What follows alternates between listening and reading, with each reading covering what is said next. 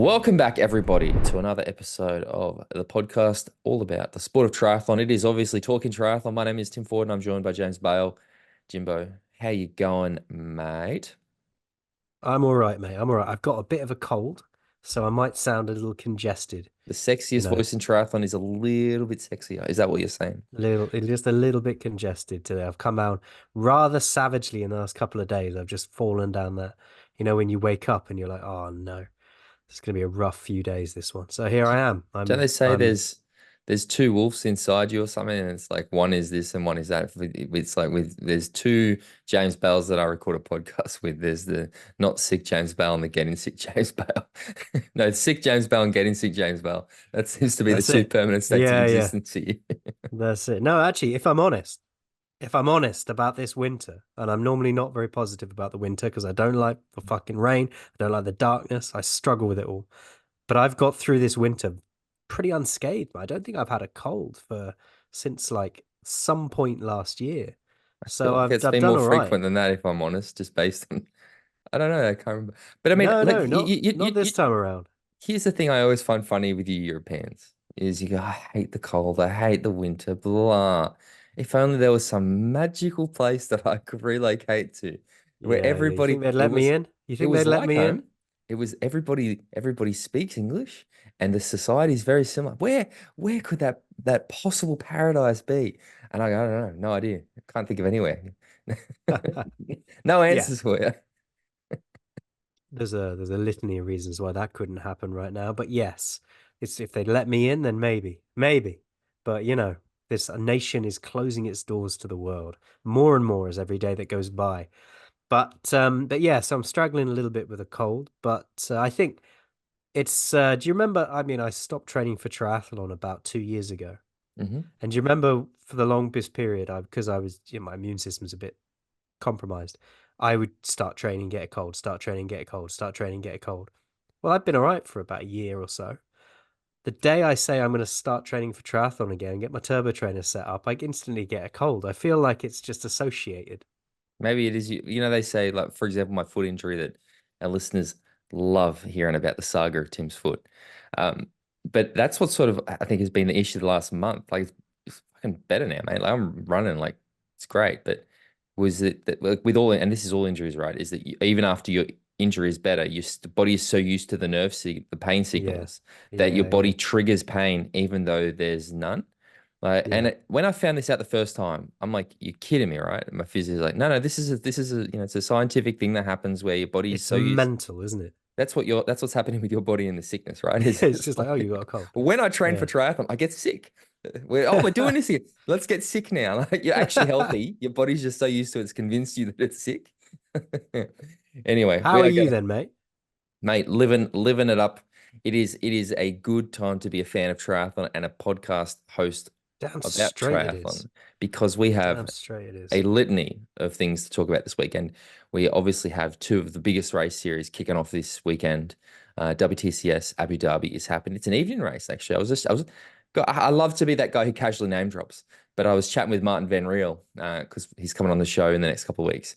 And I was like, mate, is this a night race? He's like, yeah, it's an evening race. Like, it finishes dark. And I said to him, like, mate, enjoy it while it lasts, because you're about to move to middle distance. There's no, it's 4 a.m. wake ups for you moving forward, champion. So we got Abu Yeah, yeah. Dhabi WTCS, which I'm really keen about, and then we got the T100 Miami series, which I'm super keen about. A little less excited after a few things that have been happening the last week, but we'll get to it. Fucking sport. Fucking sport. Again, if you want to hear our honest opinions about this, I think obviously the place to go is patreon.com/talking triathlon. We gave some thoughts around a more honest thoughts, I suppose, about some of the things that have happened around the T100 on the last bonus episode. It's not that controversial, to be honest, this time. It's just mostly about the contracts and people saying they're going to race Kona, etc. But yeah, supports the podcast, bonus show every month, WhatsApp group, Facebook group, all that good stuff. I am going to also have, I thought this week we had Ironman New Zealand happen over the weekend. I absolutely got destroyed with my picks. But Mike Phillips, who is one of my clients, did the race, came fourth. So Mike's going to join me after we've recorded this bit.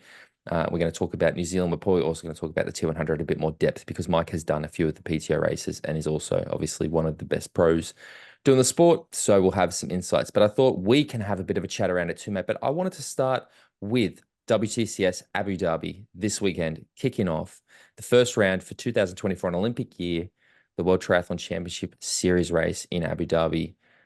How excited are you about this? I mean, I said this in the WhatsApp group before, but I'll ask you now on the record.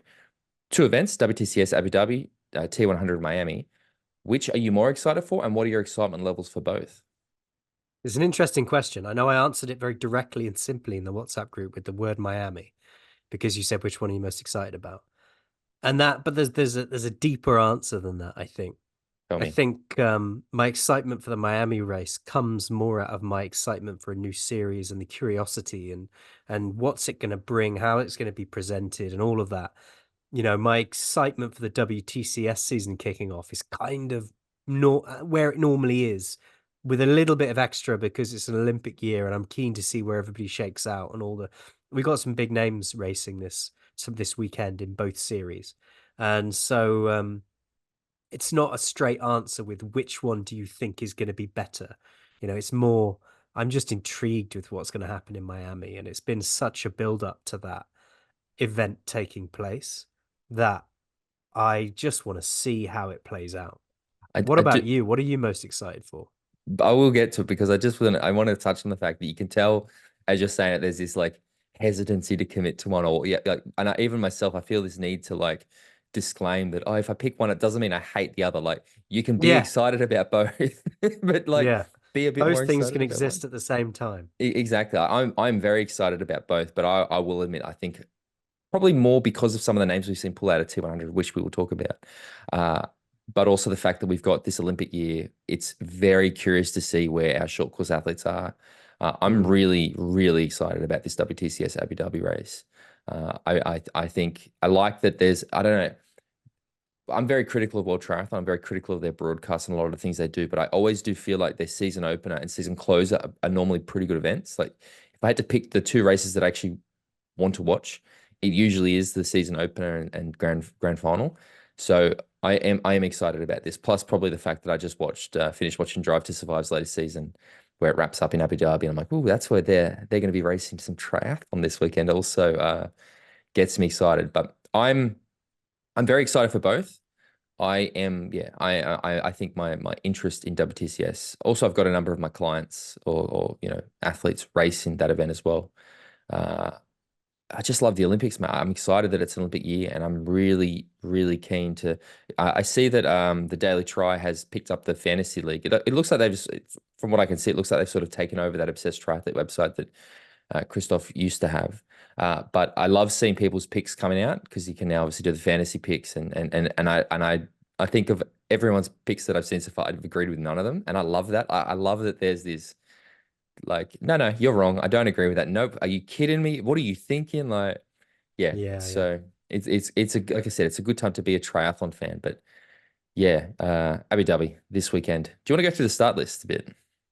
Yeah, I'll pick out some key names because the women's start list has 56 runners, and no one wants to hear me read out No, just 56 and names. again, just make sure you get the names correct, James. We got in a little bit of trouble for Yeah, the I'll do disrespect my. you show. I mean, obviously you sat there before this episode for hours practicing the names of all the because we put so much time and commitment into this podcast. So This come is on, all I do every week yeah, is this come podcast. on, man. My life is empty other It's than it's this. really disrespectful if you get it wrong. Mate, So it's come because, on, it just pays the bills, doesn't it? There's no need to exactly. work I know, I outside of know. this realm.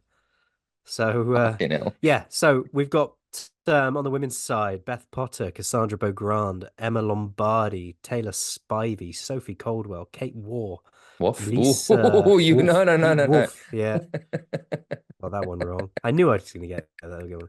Lisa Tesht, Summer Rappaport, Georgia Taylor Brown, Laura Lindemann, Taylor Knibb, Rachel Klammer, Kirsten Casper. Who else we got here? Uh, Yuko Takahashi. Haven't seen that name for a while. Grand It's Jorgensen? Grand interesting. Jorgensen? I just fucked it too. Grand Jorgensen, is she on the Yeah. start list? Can't see her on there, actually, to be honest. I think because every time I see any piece of WTCS content or like every image they put out, Gwen's in it all the time. So I'm assuming she's right. It'd be weird if she isn't. Oh yeah, sorry, Gwen Jorgensen's there towards the bottom. She's on Okay. the start list. Yeah, so it's a packed start list. The women's race is at 4 o'clock local time, which is 1 o'clock Central European time. So middle of the night for me. So I So can't actually 12 watch the o'clock. race. So Fuck. midday for us in the UK, which will be 11 o'clock at night for you. I could maybe do that. No, I'm not gonna stay up You that late might, tonight. you might make that. You I'll might just get make up in the that. morning and watch it. Just no, don't Yeah, yeah. nobody spoil nobody at me. I don't want spoilers because everybody does this all the time. Every time there's a race, I I'll know, wake up and I there's know. I 60 get it all messages the from people time. being, "Can you believe that?" And you go, "For fuck's sake, stop it." It's like there's a race to be the first person to tell you. I Do you know know. what I mean? That's the way I feel sometimes. I'm just like, no, stop with the messages. Anyway, this is going to be very exciting. We have got some very, very big players here. Defending world champion Beth Potter is on the start list. We'll see Yep. how she's running. It's always interesting this first race of the year because it's difficult to be a pundit around it because we haven't got Mm. any signs of form going into this. All we've got is people posting on their Instagram about their winter training. So you can make an assessment off the back of that. But the most interesting thing about this is that we are going to see a shakeout going into what is the start of an Olympic year. Now, are we going to see some people saving themselves? Are we going to see some people wanting to lay down a marker? Are we going to see some people start to falter at this in these early races? Who knows? Who knows? Can I ask, and I'm not sure if you have the information that this is a sprint distance race?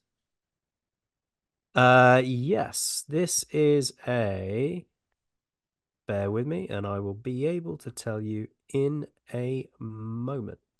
We just need some elevator music happening The while you're doing this. I think it's a sprint race traditionally, the Abu Dhabi one, to be honest. Yeah, hang on. People It's a love, 750-meter yep, swim, it's a 20 sprint kilometer race. bike, and a 5.3 kilometer run. So yes, it is a elite sprint race. Okay, good. And again, the reason I'm such a geek for this shit, right? The reason I'm curious is because, and it's going to frame a lot of our discussions, I think, this year around short course racing, is that it's an Olympic year. And we don't have I think the Olympic cutoff's May 27th is when a lot of people actually know if they're racing the Olympics or not. But I know for a lot of federations, one of the criteria is you need to show form at an Olympic distance. So I think what we're going to probably see in this event is that the start list, like, because you can't help it but identify the names that aren't on the list as much as the ones that are, because you know that a lot of the federations and the countries that have, 2 slots left to pick have said Olympic form at Olympic distance race. So that's fascinating. And then the big thing that I'm extremely curious about, I'll be honest, the number one reason I'm excited to watch this race is the return of Georgia Taylor Brown, because Georgia Taylor Brown, silver medalist, came second in Tokyo, won the gold medal in the mixed team relay, injured last year, hasn't got a slot. And she is suddenly, because I think the British women's triathlon team at the moment is the hardest selection in the sport. Like, last time it was the US women's team. This time it's the British team where you've got, in my mind, 3 key athletes vying for 2 slots in Sophie Colwell, Georgia Taylor Brown, Kate Woff. Beth Yep. Potter's already got that Sophie slot. Caldwell winning WTCS Yokohama last year, Kate coming Woff into second this at the grand race. final. So Yeah. it's very, And she's the Super League world champion, isn't she? yeah, it's very interesting, right? Like it's that's why I'm so curious to see, because Georgia had that injury, missed so much of last year. Your timing, it's not terrible, but it certainly does. It's let room creep in for this, because I think if Georgia hadn't have been injured, we'd be talking about, is it Sophie or Kate? Georgia probably would have been a shoo-in, but we just don't know what's happened. Where's Georgia at? We have, as you said, there's Yeah, yeah. no form guide for this. So I'm really curious. And then obviously Beth Potter, because she's got her slot. She is focused on the diving into the water in Paris. What's her year looking like? She doesn't need, I'm again, there's so much to be fascinated about. And then obviously with the Americans, it's the Gwen show, right? Like, where is she at? What's she going to do? We've seen her have a number of victories. It's Gwen versus Katie, right? For a slot that might not neither of them might even get. But we saw, obviously the weird disqualification at the end of last year, and we've seen, Katie opt to go do other races and this. Where's Gwen at? Because she has won some more cup events, but is she going to feature in a WTCS field? Because we haven't seen her do that yet. And I think, to be honest, if you really want to throw your hat in there for Olympic selection, you need to. It's not enough to Yeah, perform at those World Cup now's events. the time, isn't it? Like she had last year as a testing ground almost, you know, she was getting away with it. There was always this, oh, she might come into form, she might come into form, she might come into form, a couple of World Cup events, but nothing dramatic in the WTCS field. Now's the time. If she turns up this weekend or tomorrow, actually, as it is now, or your today, and doesn't perform, then it's gonna be like, okay, you know, the dream is going to be over pretty soon, I would expect, because you know she's got some amazing competition for that slots to Paris in the form of Taylor Nib, Summer Rappaport, Nib's got a slot, right? Taylor Nib's Spivey. Yeah, Nib's qualified, Nib's yeah. already got Nib's already qualified. So Spivey, Rappaport, Spivey, Zafiris, Rappaport, Jorgensen. Jorgensen, Zaviras. Yeah, I mean, which is that's not Summer a had race her I'd injury want to be too as in. well, though, right? Summer obviously broke Yeah, her jaw at that Malibu race I was at last year. So another similar sort of thing. I would say at this point, Spivey's looking pretty safe, personally. But again, yeah, also had I an would hope injury at the so. back end of last year. It's just like, yeah, where are we at? Where are we at with those two? Probably the only two federations that I guess are. It's really tight with those two teams, and it's what's certainly making my interest for this event as high as it is to understand where the sort of where the cards fall when the race starts. Yeah, and it's going to be very exciting on the men's side as well. Now let's pick out some names on from the men's start list. The men's start list has again 56 runners, so I'll do some key names: Dorian Connix, Hayden Wild, Leo Berger, Vasco Velasa, Alex Yee, Matthew Hauser, Christian Sorry, Blumenfeld. sorry, sorry, sorry, sorry, Uh, sorry. Wait, let's get this correct. 2021 WTCS World Champion Christian Blumenfeld. that's the puppy, all he's ever done. Tyler Mislachuk is in there. Henry Skuman. Max Stapley got a Who else start. have Good we on you, Max. got? Yeah, Taylor Reid. Taylor Reid, okay. Uh, Did the guy who uh, Callum McCluskey, is he on the start list? Vincent Louis. I'm just going through the Did you start say list. I Vincent may have Louis? already. Vincent Louis, yeah. Vincent Louis. Wow. Callum McCluskey is on the start list. Okay. Um, that's some key names that have jumped out to me there. But yeah, it's a stacked field because it is going to be because of the nature of this year. Pierre And Lecour? yeah, did not see his name, didn't jump out to me, and I'm sure it would have done if I'd seen it. Um, no, I don't think he's on there. Interesting. I Okay. might be wrong. I'm scrolling through a list of 56 people. That's all right. Um, Do but your own no, I don't research, think he is. guys. But Vince Louis is on the Wow. start list, which yeah. So again, everything I just said about Georgia Taylor Brown applies to Vincent Louis. I am Yes, it through. does.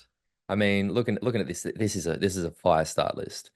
Uh, there's two names that really sort of stand out to me, obviously. One of them, I guess one of them has guaranteed a spot, and the other one, I'm assuming, has guaranteed a spot, is Hayden and Alex. Uh, the rest, however, is fascinating to see because no Jonathan Brownlee.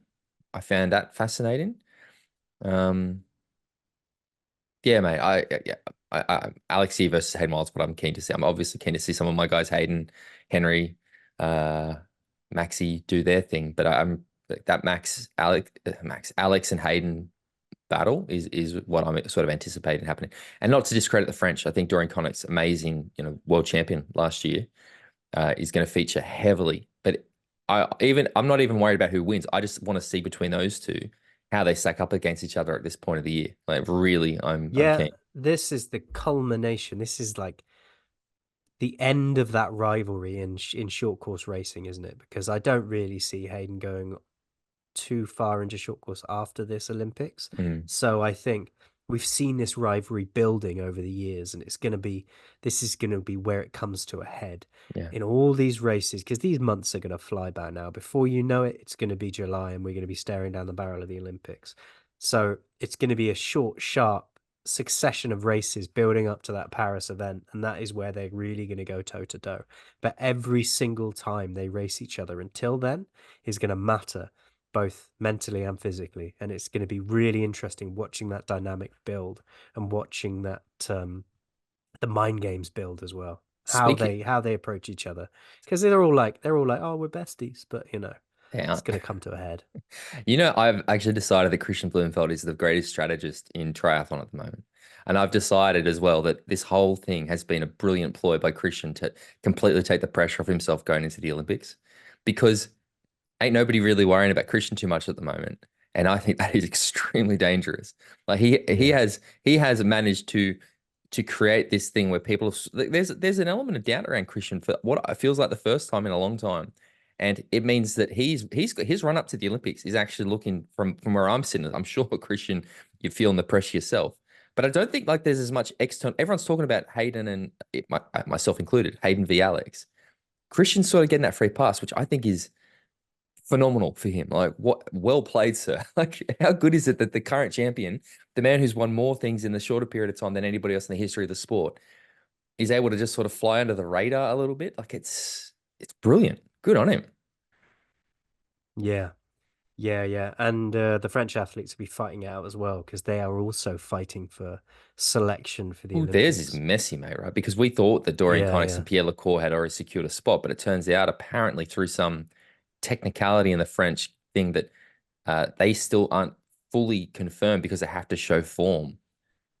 So I think Pierre, again, I think somebody commented on the YouTube channel and sort of corrected me on this, was that, yeah, both Dorian and Pierre have to show form, which means I went from saying there's no way Vince Louis racing the Olympics to thinking I think the French might find a way to get Vince Louis into the Olympics, if I'm honest. Yeah.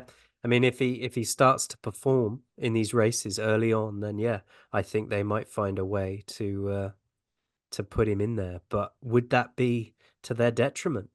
Who knows? Who Who knows? knows on Mixed race team day, right? relay. I think it's that. I think they're thinking about the mixed team relay, but the French are going to win the mixed team Yeah. relay. I think anyway. So I can't. Yeah. Well, here, look. Next, I mean, The men, some hang on, before you move on, the men's race is at 6 o'clock local time in the evening, which is too late for two me. o'clock in the UK, 3 o'clock in Central Europe, 6 o'clock in the morning on the West Coast. And if it's 2 o'clock in the UK, then that is 1 in the morning for you, Yeah, I my won't be watching friend. that one live. I was going to say there's some men on that start list too. I think that, or not even just necessarily this start list, but there's some athletes in the men's field this year that I'm keen to see what they deliver. I mentioned Callum McCluskey when you're talking the start list. I want to see how Hayden deals with him at this event.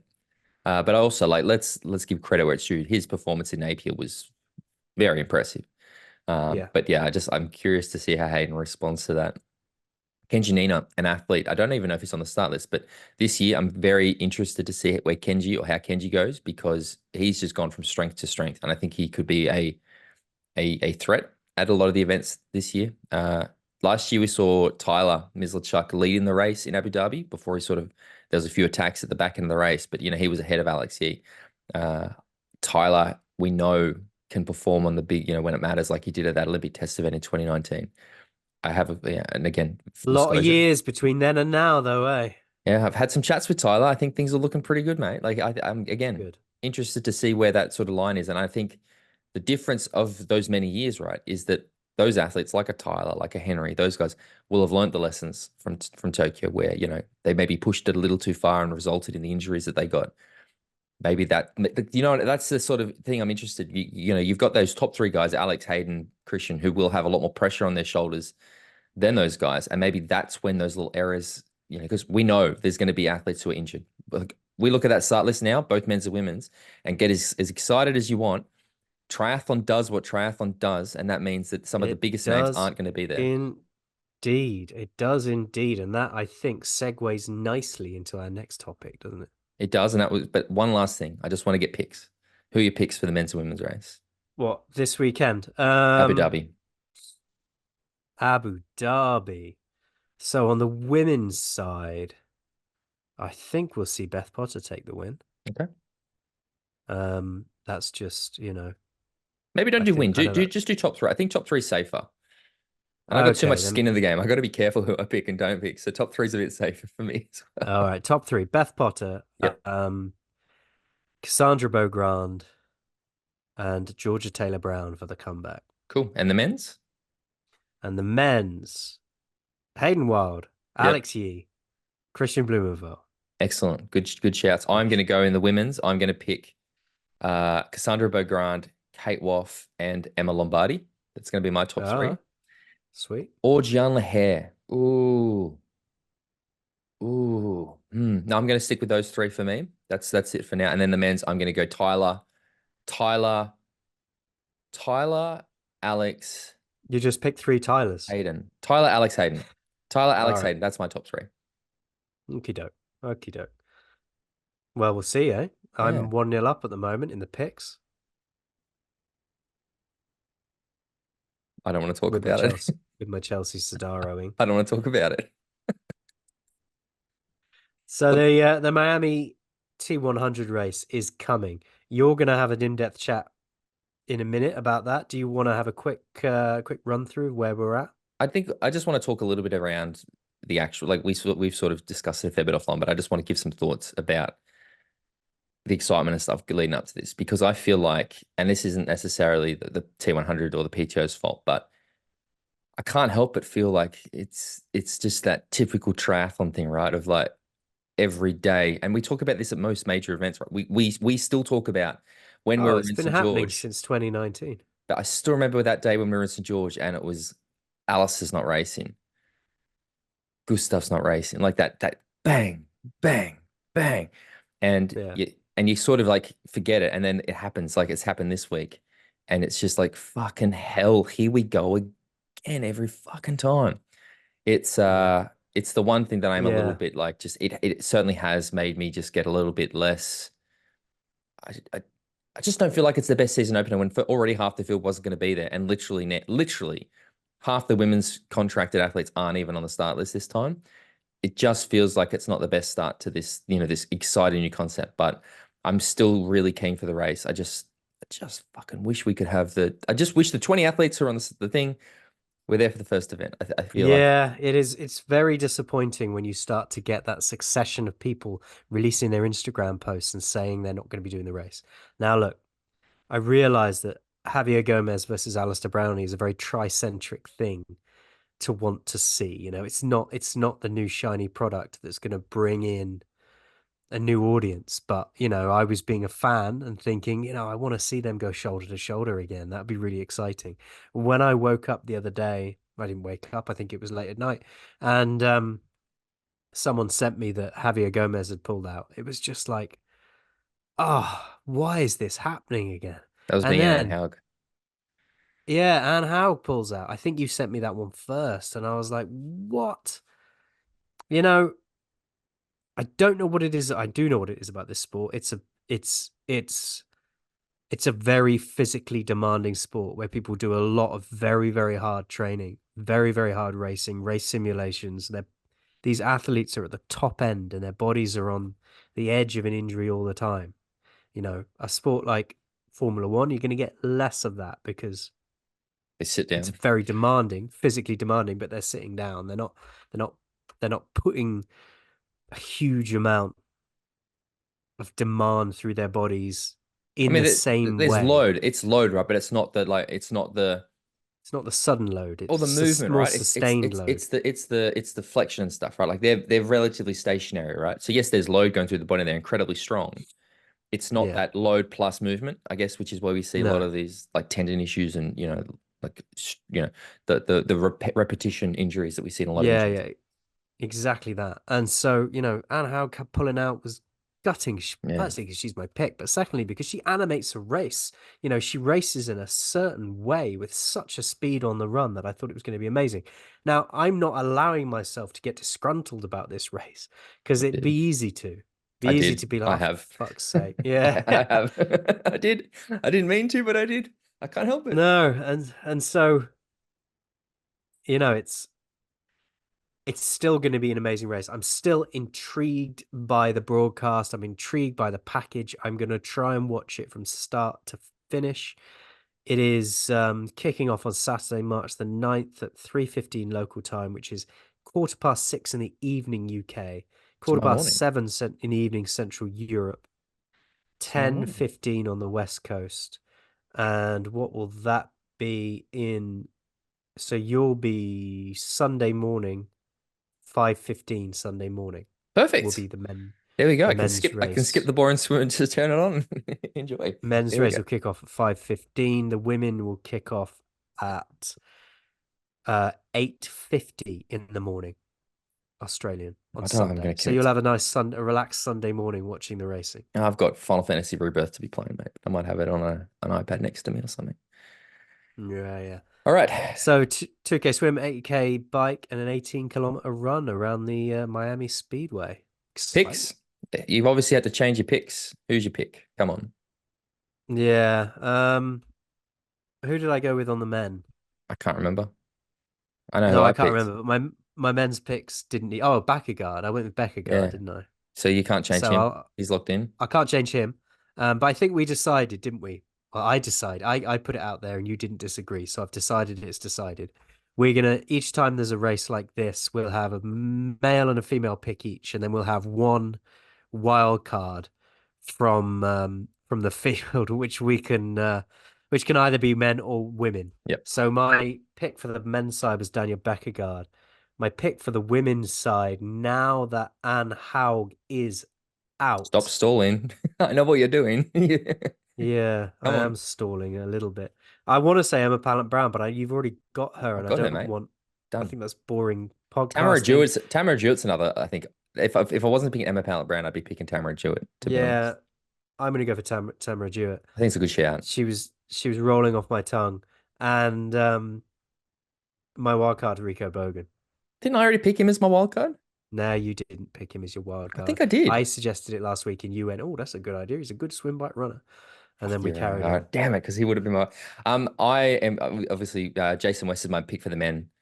Emma Pallant Brown. Although somebody did comment about the fact that last time that Emma raced in Miami, she got heat stroke and had to be carried off the course, which I went, She doesn't respond well to oh no, heat. That's why she doesn't race the long course. Well, I love Emma Pallant she Brown, but dabbled in long oh course, mate, she decided she looks. couldn't take that distance. I've never seen an athlete look worse than I've seen Emma at the finish of some races in Phuket, and not a happy camper. So it does make me a little No. bit nervous, but I'm still picking her. Again, I choose to believe she's learnt the lessons. Emma Pallant Brown, the women's, and then the wild card pick now that you've unfairly stolen my excellent pick of Rico Bogan last week. Oh God, how am I going to And the pick? wild card has to be a wild-ish pick. It can't be like Yeah, no, I'm your not going to pick. second Yeah, favorite yeah, for the race. obviously. Yeah. Matthias Magerier in the Okie men's. dokie. Good And I hope I pronounced pronunciation that while you're at it correctly. as well. And it's not even a case of, it's just that sometimes an English speaking mouth cannot always pronounce the other languages as well Yeah, as yeah. our mouths don't move that way. Yeah, So yeah. there's no Yeah. intent. It's not meant to be disrespectful. Particularly French, because the French language is spoken up here, Mm, whereas English is spoken down here, and we really struggle, genuinely struggle to get those sounds out. I know. Anyway, Jimbo, And the French can be brutally unaccommodating as well, motherfuckers. I'm gonna chat to Mike Phillips, and we'll be back afterwards. All right, as we just said, we are joined this week by New Zealand professional triathlete Mike Phillips. Mike, how you going, mate? Hey mate, good to be on here. Always How you good going? to have a chat with you, mate. You raced Ironman New Zealand over the weekend. Didn't have the best day out there. Fourth place overall, still, I'd take fourth place even with a bad day. But how have you pulled up, mate? Yeah, pulled up all right. Came down a bit unwell after the race. Yeah, I guess not so gutted. I got fourth, more just that I didn't really perform as my training was sort of going. So, yeah, I guess a lot of variables in triathlon, and would have been good to nail it out there. But unfortunately, it wasn't a good day. It was obviously with the plethora of ways to follow a professional Ironman race. Stuck on the tracker trying to follow what was going on. I did sort of think from the gun, like when I saw you were quite down from the swim, I thought, shit, that's not normal for Mike. But you fucking ripped through the bike, mate. You were, I think you got out of the water with nearly a 3-minute deficit, and you sort of rode up to them before the end of the first lap. So you must have ridden in the end about 5 minutes into those guys. Is that right?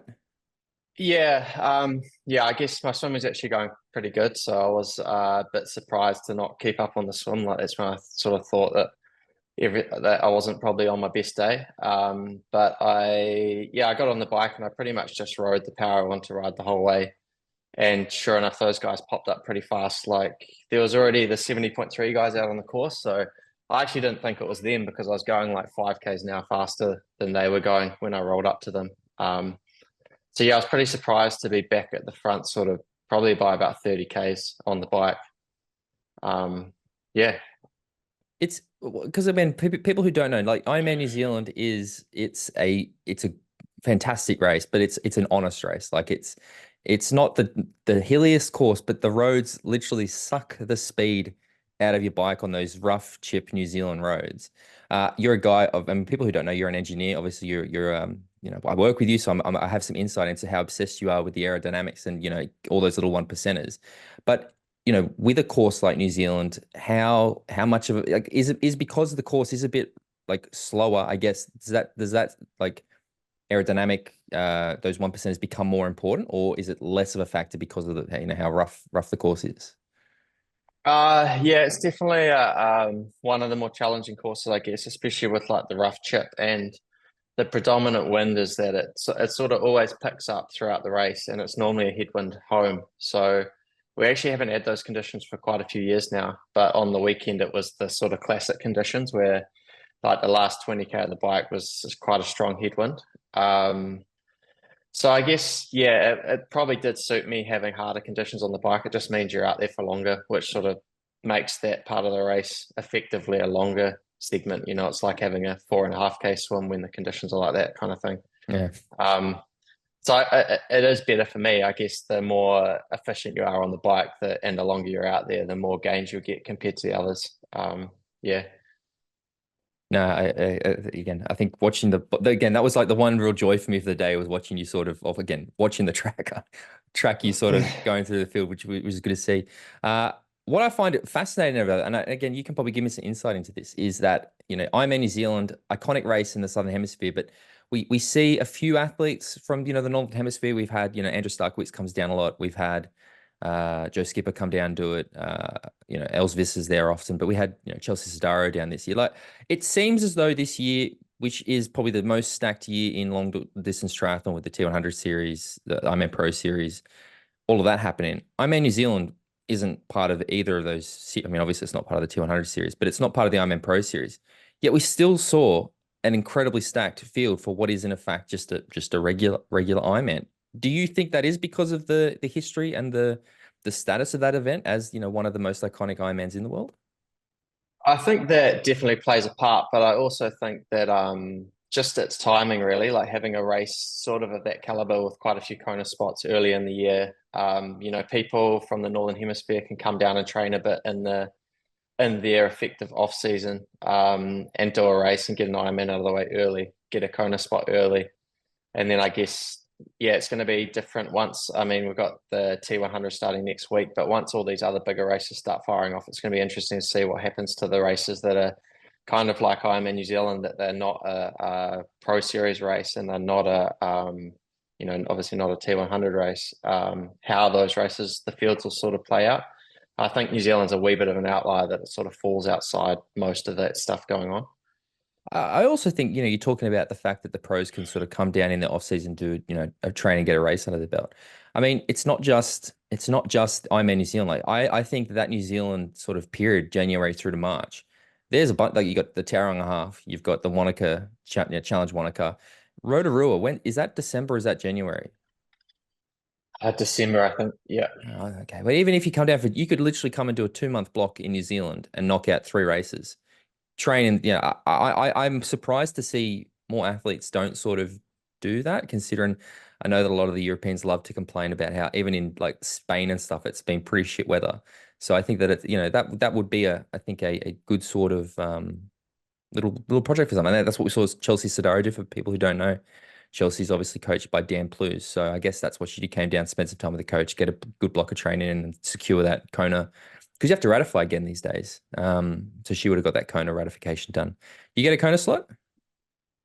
Nah, nah, top three. Oh, fuck. But yeah, I guess it depends sort of on the thinking. Like, I think a lot of people now like having an off season and sort of rebuilding sort of from scratch over a long period of time, sort of like the cyclists do, I guess, as opposed to sort of racing year round. Especially with the sort of caliber and amount of races we're going to have this year, that it could turn out to be quite a long season, especially if you're looking at coming to Taupo for the 70.3 Worlds in December.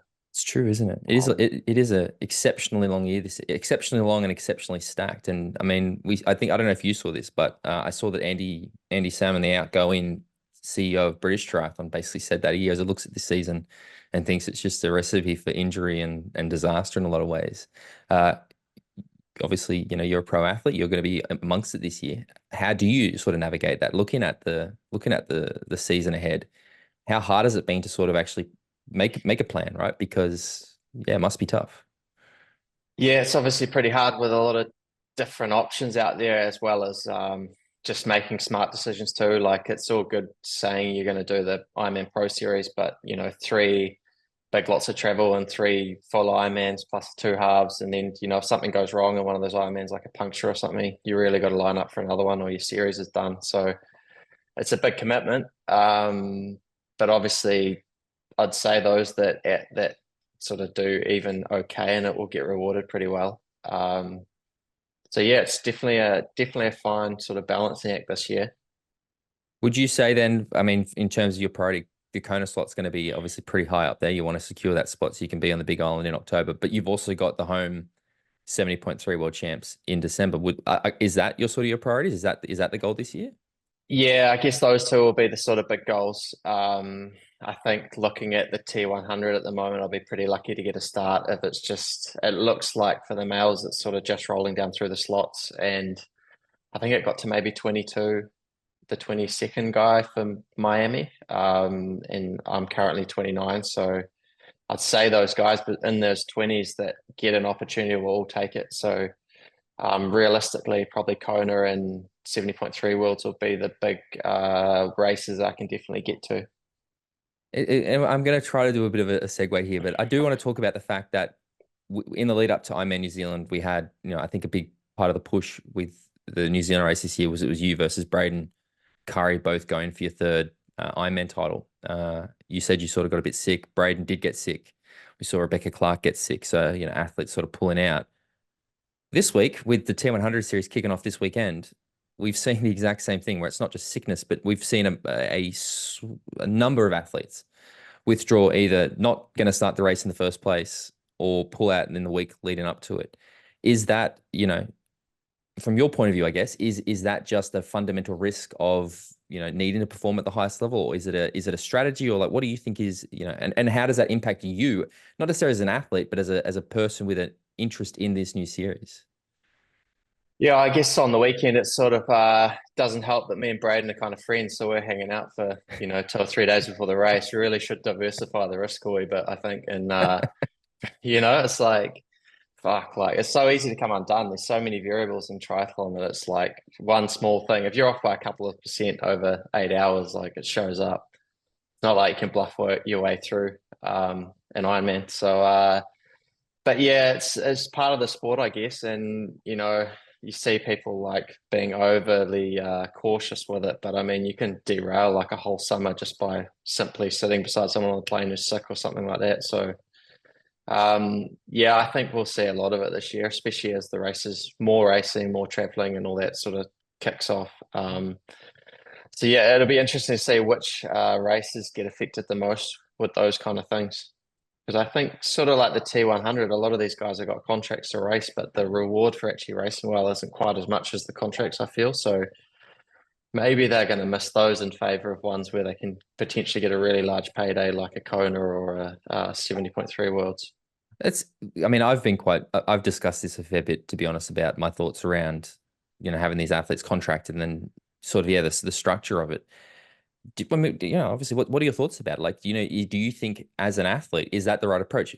Would you be more interested in, yeah, give me the fat contract and I'll sort of do what I want? Or do you think I guess the former approach that the PTO had with the big prize purse, which of those 2 approaches would have appealed to you? Like, obviously the security of a contract is great, but yeah, as you say, when, if we talk about the sustainability of this format of racing, it might actually sort of not lead to, continued success. I'm not sure. What do you think? Yeah, I guess I would have thought that they could have structured it better, where potentially if you did 6 or 7 or 8 of the races, you got paid the same amount as you would have with the contract. But having that money kind of tied up from the start with people knowing what they're getting, it kind of takes away the need to race at a high level in those races. Like, they could have put the same money up and had the same people contracted and say, we'll guarantee you this many starts in these races. And, if you get 10th, you're going to if you get 10th in all the races, you're going to get paid 100 grand or something, you know. And then the performance in these races is much more sort of, you know, they're dictating what they'll get paid as opposed to sort of this fixed lump sum they're going to get regardless of their performance. You're an athlete, you're part of the PTO, you're on the, you know, you guys get the communications.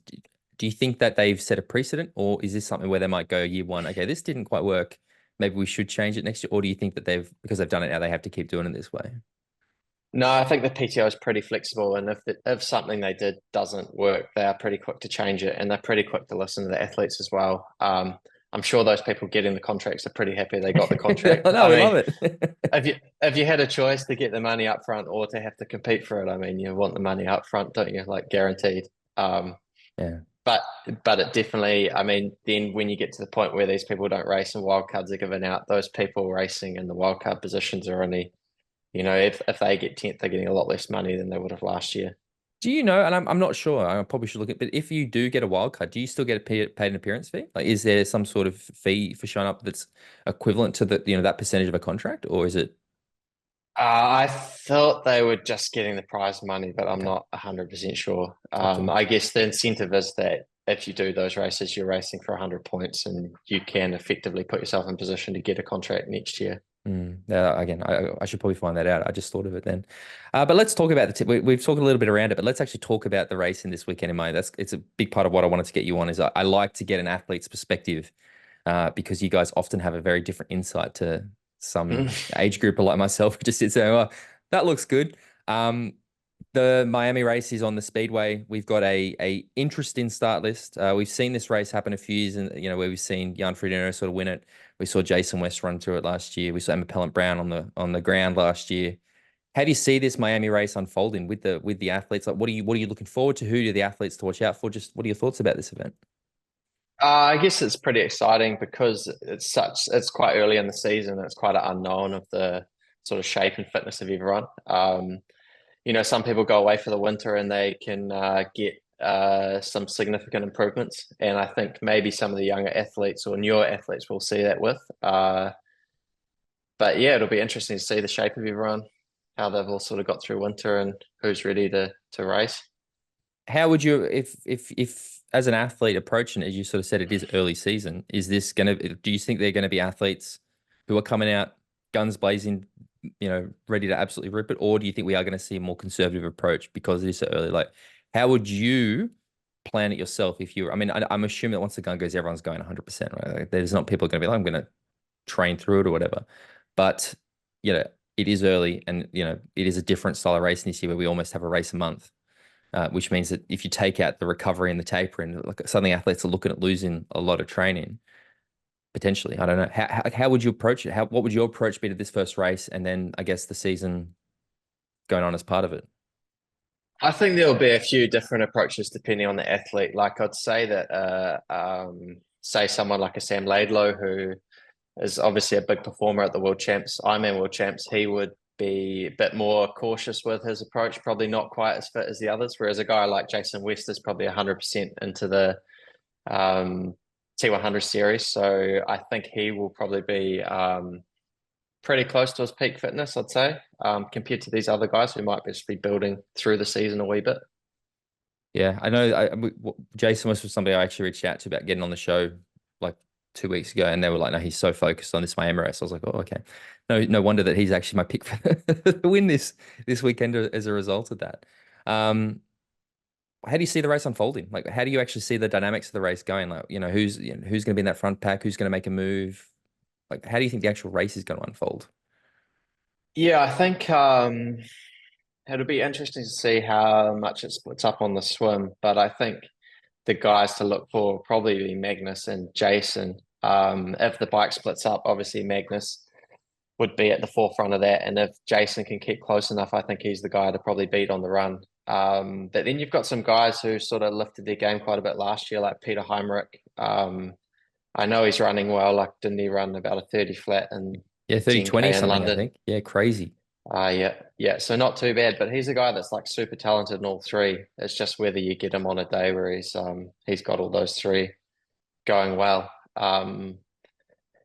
Yeah, so he could be in the mix, but I think probably Magnus and Jason will be sort of the benchmark Magnus will probably be leading off the bike, and Jason could be pretty close, or could be have a bit of work to do on the run.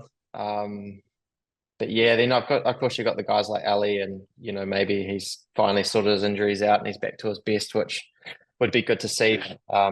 Who the fuck would know? Yeah, who would know? It's been a while between drinks now for him to sort of putting a complete race together. So yeah, I mean, it'll be interesting, especially this early in the season. I think the Alistair factor is, even if he's not 100% fit, he's an athlete that comes and he changes up the race. Like, I feel like if Alistair was not in this start list, what you said with Magnus just being on the front 100%, I think the Ali factor means that maybe not. Like, Ali does tend to sort of, we know his swim's going to be right up there, and we know that he fucking rips it on the bike. And I think he's going to change the dynamic a little bit.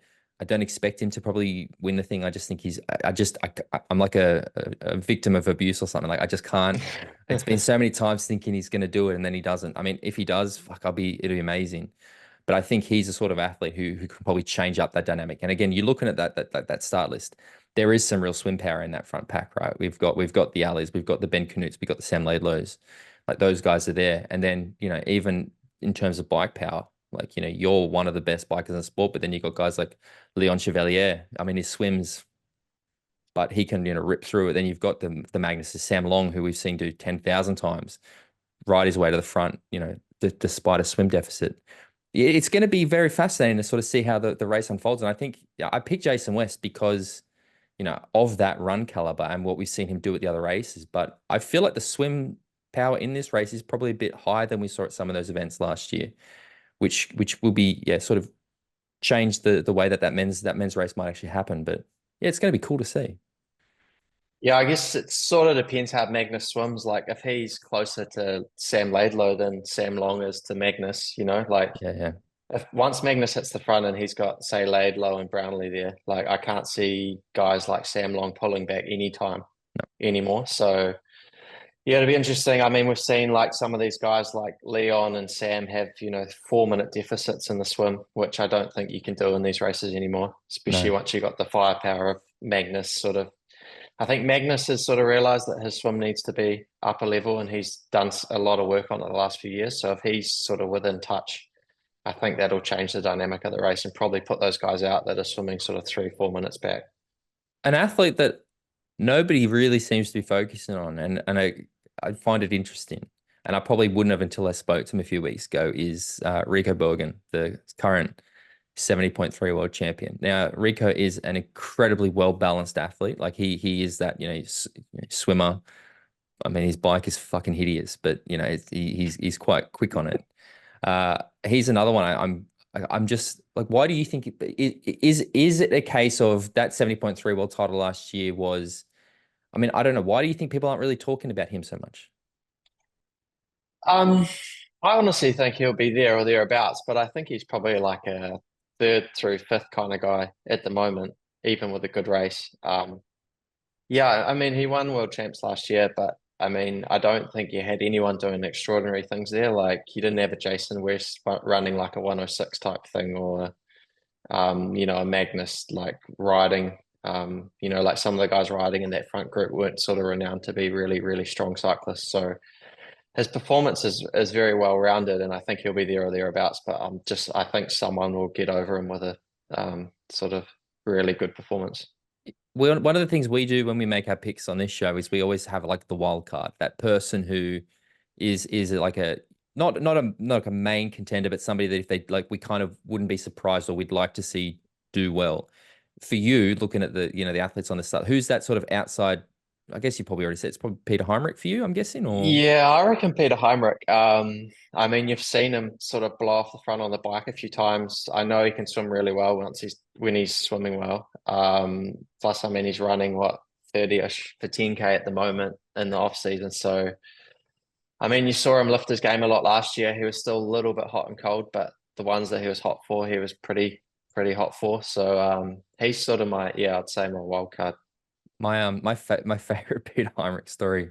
I still remember this. I don't know if I've told you this, but I was in Bahrain for the 70.3 at the end of 2022, and my flight, obviously, you land, you go to whatever, and you go to wait for your bike. And I remember walking up to the oversized baggage area, and I see this guy like 100 meters, like calf socks, aero helmet attached to his Ironman backpack. And I just thought, fucking hell, like we are not the coolest sport on the planet. Like this is the most fucking triathlon looking guy I've ever seen. Yeah. And I walk, I'm like, oh, it's Peter Heinrich. He would have had the colorful hokers on as well. Yep, yeah, the full. It's like if you had a photo of like triathlete in the dictionary, it would have been Peter Heinrich waiting for his. I was like, fucking, yeah, we're doomed as a sport if this is the sort. But mate, he really was. I think one of the outstanding performers last year. He really did sort of elevate and prove a lot of people, including myself. Like I just sort of counted him out, but that run that he did in London was very, very impressive. And yeah, I think people who don't consider him a threat do so at their own peril. He's going to be a major influence on this race. Pick who's got it? Come on, I'm going to put you on the spot. Who's the men's winner? I'm going to say Jason West. Yeah, I've got Joe. That's my pick too. I've got Jason. I think Jason, Magnus, Peter. I'm going to go Jason. I'm going to put Peter up there, and I'm not going to go Magnus. I'm going to go. I fucking wish Carl Smith was racing this race, to be honest. I'm going to go.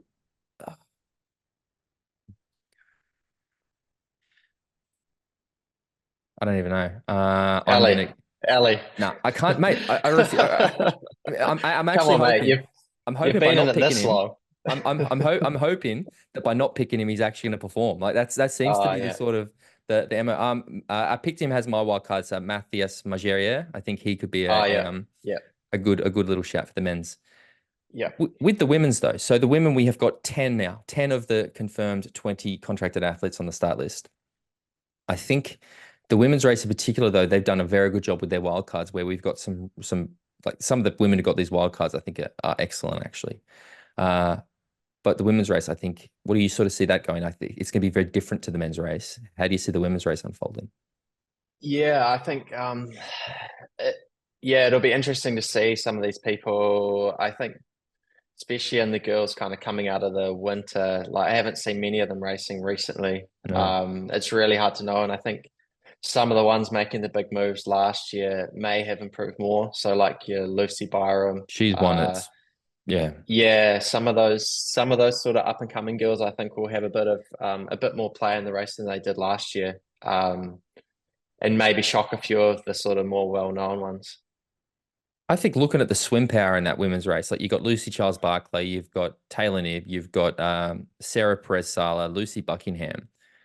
Like looking at how I really feel like the swim is going to be super critical to this event, because not only do they swim exceptionally well, those women can then hop on a bike and do some damage. I mean, like Lucy Charles, if she's on, like she's so well rounded these days, she could sort of lead from start to finish. But similarly, I guess, to what Jason West did at that London race, Emma Pallant-Brown did that was a 30, 10K. Annie Hagg's not there. We know Tamara Jewett's there, but Tamara is sort of like, what's going to go on with it? Like, how far is she going to be off the bike? Because we've seen her be like, within striking distance and then just too far back. Taylor Knibb's bike, like, how do you set up in that sort of way? Like, what do you think is going to be the way that race actually unfolds? And is it going to come down to the swim, or somebody going to come through? I think on these type of races, on this like the speedway type thing where it's a fast bike, the difference in the bike times are probably not as much as they are in some of the other races. So I think you probably still see Taylor Knibb with a lead off the bike. She's not. Sorry, why did I say Taylor Knibb's not racing? I said that. That's incorrect. I'm sorry. I've given you a bum steer there. She's doing Abu Dhabi this week. I realized I said that out loud. I saw her name. Yeah, I said that. I thought that doesn't sound right. So sorry. No, Taylor Knibb is in Abu Dhabi. My bad.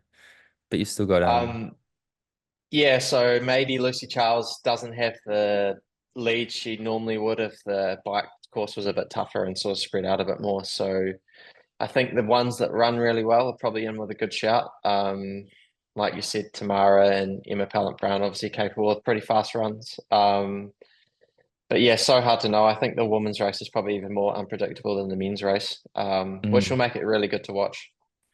This is going to be the first time we've seen Danielle Reef. Is that true? No, she did some last year. We've got Danielle Reef in here. It's her last season in the sport. She's announced her retirement. Does she come out with a point to prove? Does she have is this a I was surprised to see her take the T100 contract, to be honest. So are we expecting to see Daniela beating Ashley Gentle in Switzerland form, or are we going to see Daniela sort of just go around the court? Like, what role does Daniela Reef play in this race? I think traditionally we've seen Daniela really excel in the full distance races compared to the 70.3s. I mean, she's still won a lot of 70.3s, especially when she was in her sort of prime. But I think we've seen her be a little bit more hot and cold the last year or two. So I think she's becoming a bit more like a Brownlee in terms of up and down a wee bit. So she could come out and win, but she could come out and get 10th as well. So yeah, I'm not sure. Now that we've said it, actually, I think Lucy Byram is the athlete on that women's start list that I'm very interested to see. Like, she really changed the dynamic of that race in Milwaukee last year with what she did on, like, she sort of took it to them and everyone's like, who the fuck is this? So I'm really happy to see her on that start list. And again, we spoke about the wild card. I think if in the women's race, Lucy Byram would be my sort of wild card pick. Who's your sort of like, sign of out there shot, somebody you're fascinated to see how they do? Yeah, I guess I was sort of thinking Lucy Byram too, just because she was on the up so much last year. And, an athlete like that, when they start having good results and then they can go away and have a really focused winter, they're clear on what they need to do and probably still seeing some quite good improvements over that time. So she could come out firing. But yeah, I mean, she's probably my outside pick as well. I think Lucy Buckingham's another one where, was right up there at 70.3 was last year and got the sort of penalty or a punt. I think she got a penalty, but that sort of just took her out of the event. But, we know she's going to be a front pack swimmer. We know that based on that performance, she can ride, front pack. Yeah, she's another one I think could be a good one. But come on then, who's your pick for the win? Who have you got from the women's race? Maybe I'll go Emma. I think an outside shot's going to win it. I reckon maybe like a Emma Pallant or a Tamara Jewett or a Lucy Byram. I knew we get along, mate, because outsiders. I picked Emma Pallant Brown as well. So we picked the same man and the same woman to win the race. I know. I should have come up with something different. No, it's all good. And I mean, I think the timing works well for us. I think it's a Sunday morning race. So are you going to be gluing, turning on the screen and watching this race unfold? Yeah, I think so. At least these races are a bit more like, it's 3.5 hours as opposed to sort of full Ironman. So it's actually quite you're not sitting there all day watching it. You can still watch it and then get some stuff done. So yeah, it'll be interesting to see for sure. Definitely be a good watch, I think. Awesome. Do you think with the, there's been a lot of talk around this, I guess trying to make this sport more mainstream in the broadcast space. Like, what do you think that there's, I don't know, have they communicated with the athletes about what do you expect to see from the broadcast? Are we going to see the same thing that we saw last year at those events in Milwaukee, Singapore, and Ibiza, or have they got some new tricks up their sleeve? What are you hoping to see and what do you expect to see from the broadcast? Yeah, I'm not too sure on what their plans are with that.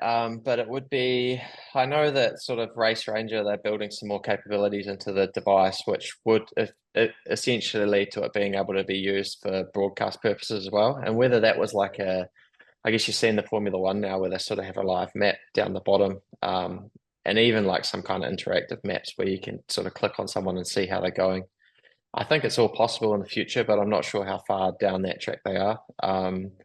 But yeah, I think that would really make it a lot more exciting when you can sort of broadcast live information from the bikes on their position, their power, their heart rate, all that kind of stuff, and sort of turn it into a bit more of a package than we can kind of see just from a camera shot. You've actually just reminded me of something that I'm actually happy we've got you now to discuss this, because the announcement came out this week that Race Ranger is going to be used in the Ironman Pro Series. You've used the equipment at a number of events now. So in fact, you're probably one of the athletes who's used it the most, considering, it's been used at a lot of New Zealand events that you've done.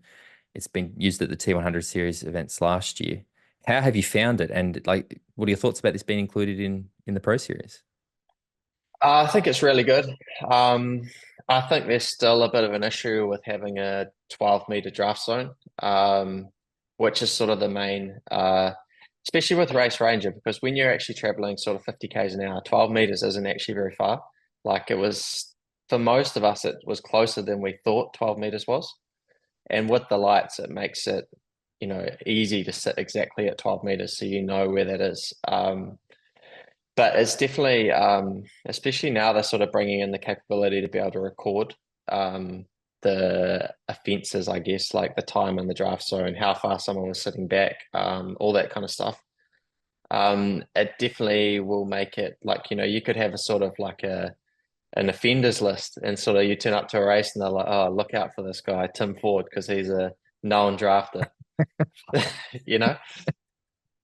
So we'll get rid of those guys. Like I know there's been a few guys, not mentioning anyone in particular, that have copped a lot for drafting at the end of last year. So it'll be interesting if they're recording Got a these wild card people's, in Miami, I think, from what I heard.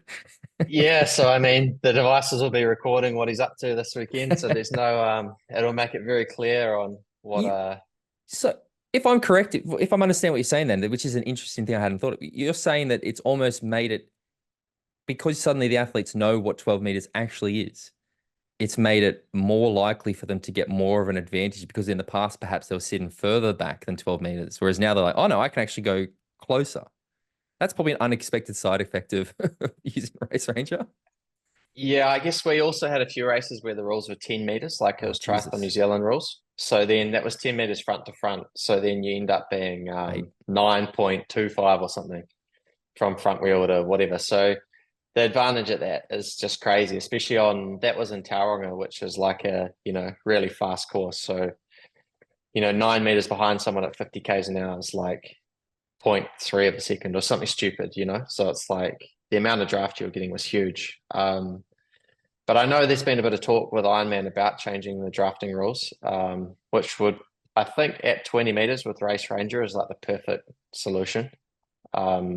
We've raced quite a number of times now. Like they changed Tauranga to 20 meters this year, and pretty much everyone was solo on a pancake flat course where you have a bunch coming up to swim together and everyone's solo. Like I think that's the way it should be. But yeah, 12 meters, like even on the weekend, like when I caught the group, I was going a lot faster than them, and I went past and sort of put a surge on, and all four managed to follow you at 12 meters.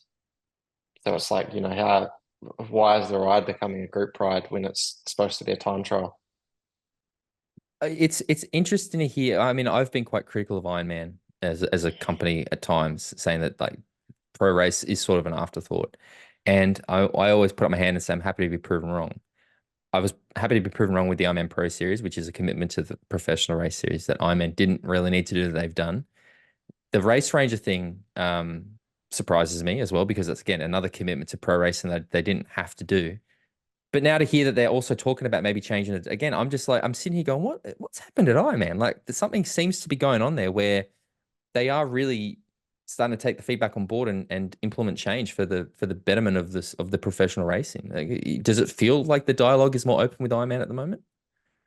I think that's been the case ever pretty much since the pressure came from T100. Like I think they've realized that there's a more kind of athlete-led company that's bringing in high-level races, which is making changes that athletes want. And if Ironman doesn't start at least appearing to be changing things or doing what the athletes want, then they're going to start losing pros to that series, and that'll become the sort of higher tier racing than Ironman. There's no way they brought out the Ironman Pro Series without T100 coming in. I don't think. 100%. And I know a lot of this, like, you know, they sort of, I think they had a meeting in Kona to talk about drafting distances, and sort of Ironman wanted to do sort of a full review of it, because obviously it changes slotting in and things like that. Especially in races like Kona where you could have 30 guys kind of together, a group of 30 people. If you change it to 20 meters, that's then like a 600-meter long train of people. But I think that doesn't become a fit. When you're at 20 meters, you don't get the groups. So it instantly makes it, I think it solves itself.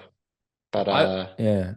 I also like the fact that the addition of Race Ranger at these major events mean that we've seen a lot of questionable penalties happen in the last, the Sam Long penalty at 70.3 Worlds in St. George with Jackson Laundry. And then we saw a number of penalties in Kona.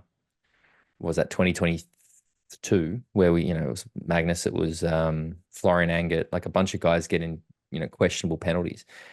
I'm assuming, because one of the things I've always said, right, is that when it's a human making a decision with so much on the line, there's too much scope for subjectivity. Like, and there's no recourse, right? Like, as you know, if somebody's like you've drafted, you can't be proven. You've got no way to sort of disprove it either. As a pro athlete, you know, racing for money and your career, does it give you confidence knowing that it's not just the ability to know that you're not drafting, but also know that a call is going to be based on some objective data rather than a subjective person going, oh, that sort of looks like 12 meters? Yeah, I think that's been a major issue the last, for however long Ironman's been going. Like, there's been races that I've done, and the front group, say I'm in the front group, and the front group has a certain person on a motorbike who, I don't know the last time they checked what 12 meters was. It's not like they got out a tape before they went out there and sort of looked at it and saw what, and you're just basing it on someone's eyesight. Versus then you have another motorbike that's with the group behind us.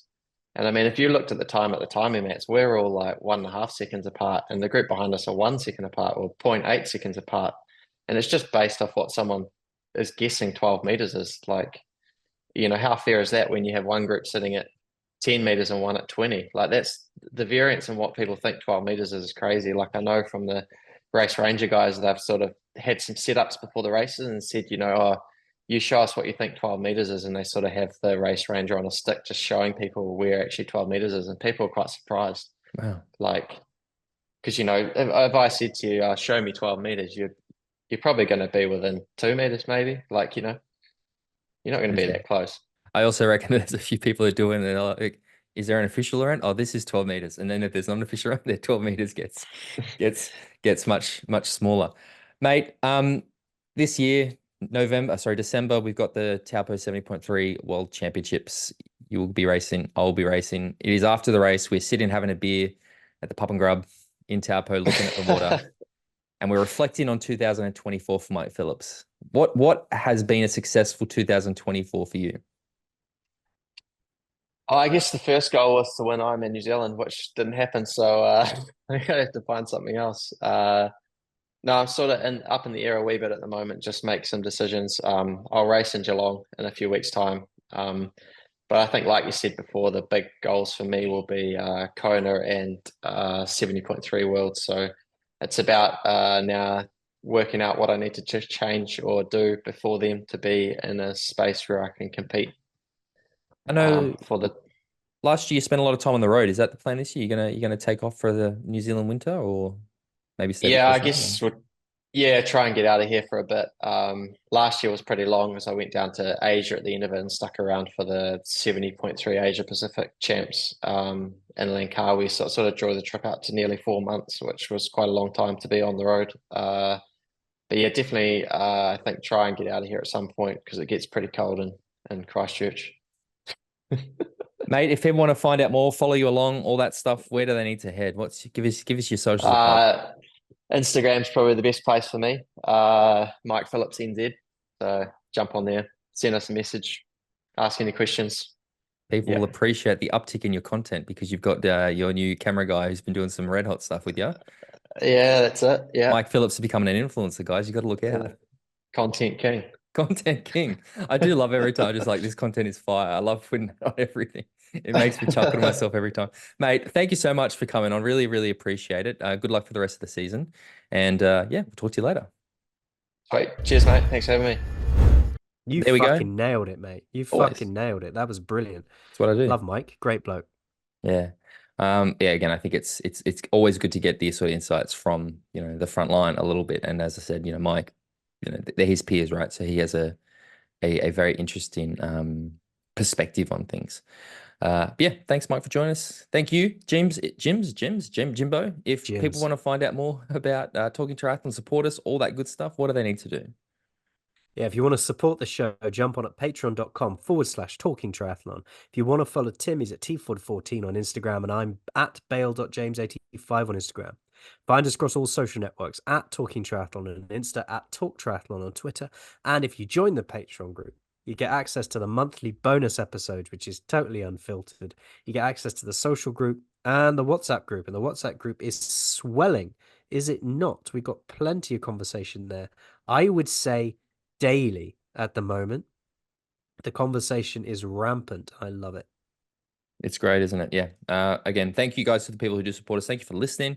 If you can't join Patreon, which is completely fine, please jump on to wherever you listen, give the show a 5-star review. Be a big help. If you want to have a conversation with us, not attack us like some people, YouTube is the best place to do it.